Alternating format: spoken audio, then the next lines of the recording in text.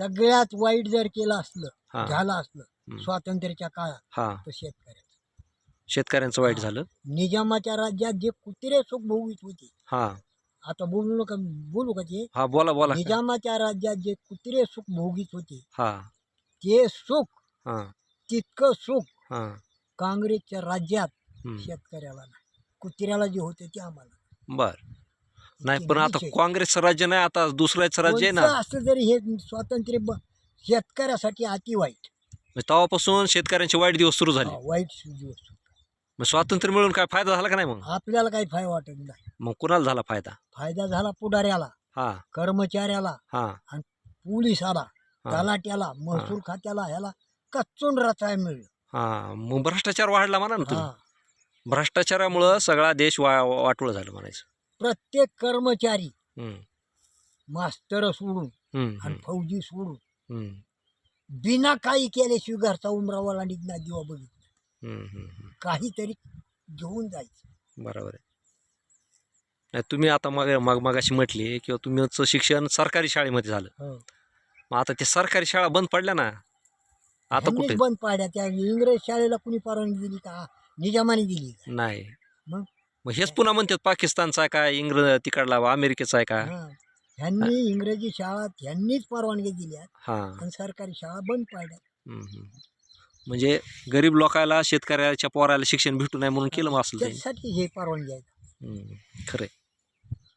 मग नाना पाटलासारखे नेते तयार व्हायला पाहिजेत ना मग त्यासाठी. होतील ना. कवा क्रांती होईल. होईल? हो.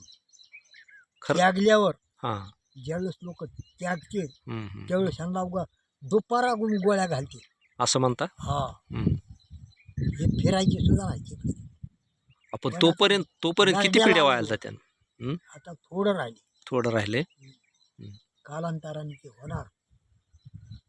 कारण आमच्यासारखा माणूस तलाट्याकडे जा पैसे, कारकुनाकडे जा पैसे, केवायसी करायला जा पैसे, पैसेच. ऑनलाईन करायला जा पैसे, बँकेत काढायला जा पैसे. ते ह्याचं कार्ड काढलं का तुम्ही? ती एसटीचं कार्ड. ज्येष्ठ नागरिकाचं हा कार्ड. ते प्रवास करायला हा कार्ड. त्याला 250 रुपये घेतले. 250 रुपये घेतले. हा. बर. पण ती कार्ड काढल्यावर तुम्हाला आता तो मोफत असेल ना ज्येष्ठ नागरिक म्हणून? 2 रुपये घ्यायला लागलेत आता. 2 रुपये घ्यायला लागले. पुन्हा 200 घेऊन आहे. आता ते कार्डचं माहिती का तुम्हाला काय ते? हा. फोनचं कार्ड असतं का नाही, हा. तसं रिचार्ज करायचं ती कार्ड. म्हणजे तुम्ही जे कार्ड काढलं का नाही हा. त्याच्यात पैसे टाकायचे तुम्ही. ते नुसतं कार्ड दाखवल्यावर तुम्हाला मोफत नाही, ते 2 रुपये घेतले. त्याच्यात पैसे असले पाहिजे. 2 रुपये का व्हायना, बरं का? हा. म्हणजे आता तुम्ही 75 वर्षाचे वरचे असताल म्हणून तुम्हाला 2 रुपये, हा. आणि जे 60 वर्षाच्या दरम्यानचे आहेत का, हा. 50-60च्या पुढचे, हा. ते 75च्या आतले, तर त्यांना 50% सवलत आहे. पण त्यांनी काय करायचं, असं नगदी पैसे नाही द्यायचे. एसटीत बसले तुम्ही, नगदी नाही द्यायचे. ते कार्ड मशीनला स्वॅप करणार ते, त्या ATM सारखं, आणि त्या कार्डमधून तुमचे पैसे तिकिटाचे कापले जाणार. आणि जर तुमच्या कार्डमध्ये पैसे नसले की तुम्हाला फुल तिकीट. तुम्हाला कार्ड करणार हे काही बी करणार. ऐका ना पुढं. आणि जर समजा तुम्हाला आता प्रवास करायचा आहे, मग तुम्ही काय करणार? आता समजा तुम्हाला 10 रुपये तिकीट आहे, तुम्ही आता रिचार्ज करताना 50 रुपये 100 रुपये टाकणार ना त्या कार्डमध्ये, जास्तीचे टाकणार ना, बरोबर का? मग आता तुम्हाला गरज 10 रुपयाची होती, तुम्ही 100 रुपये त्या कार्डमध्ये टाकले, मग ते 100 रुपये कुणाला वापरायला भेटायला लागले?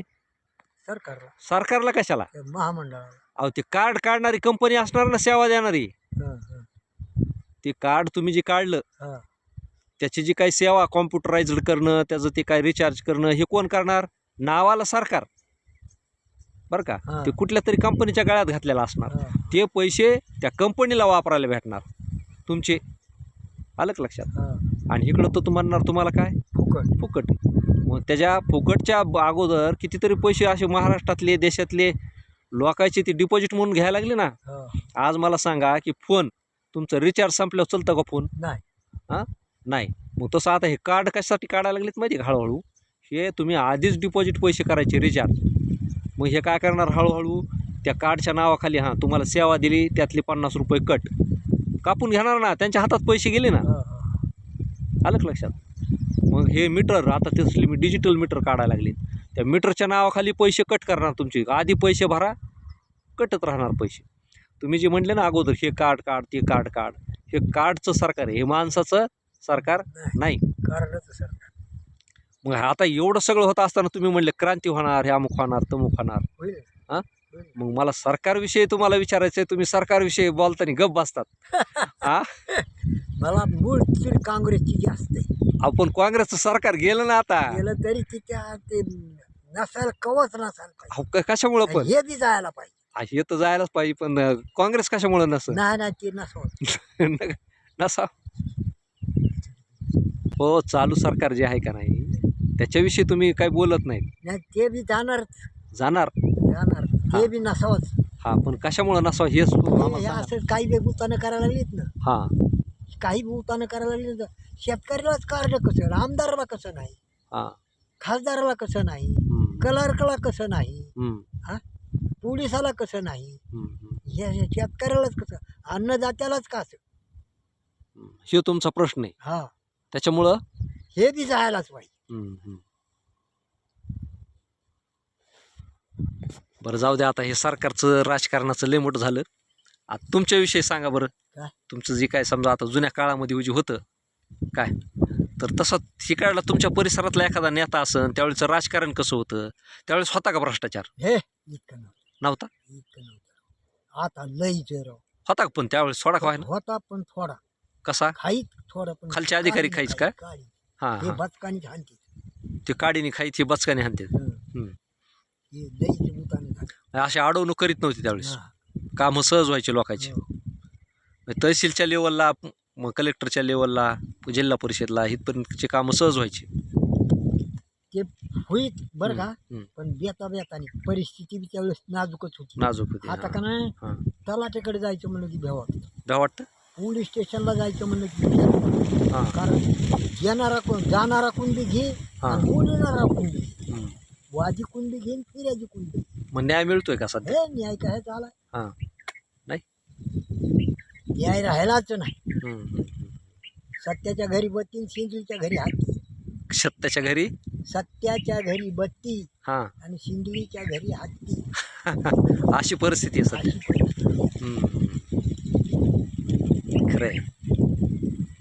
म्हणजे आता तुम्हाला आताचं जे सरकार असेल, समाज असेल, शिक्षण असेल, ह्याच्याविषयी तुम्हाला आस्था किंवा काही बरं नाही. नाही. नाही.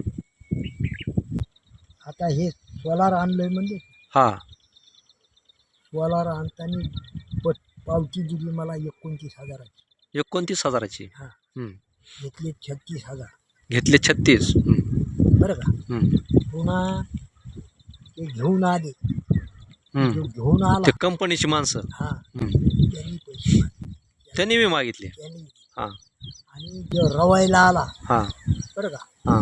त्यांनी पैसे मागितले. नाही, मग आता 29चे 36 दिले म्हणजे तुम्ही 7,000 जास्त दिले. आणि पुन्हा 4,000 जास्त लागले. 12,000 समजा 5 दिले तर पुन्हा रवा आलेले नाही. त्यांनी घेतले. त्यांनी किती घेतले? ते काय सांगायचं काय. नाही, काय सांगा ना आता. काय ते काय थोडीच तुम्हाला भांडायला येणार आहेत पुन्हा. हां, म्हणजे असे 5-25,000 गेले तुमचे. ते 36,000 भरू, हां. पुन्हा 10-15,000 लागले.